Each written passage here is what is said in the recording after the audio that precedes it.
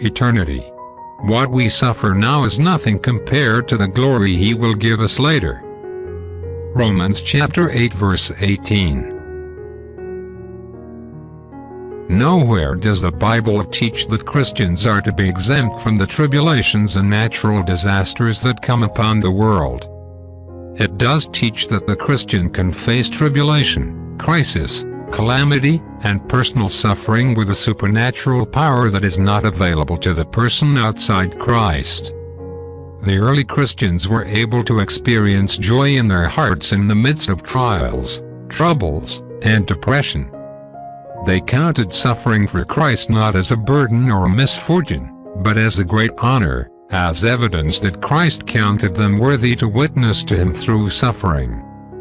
They never forgot what Christ Himself had gone through for their salvation, and to suffer for His name's sake was regarded as a gift rather than a cross.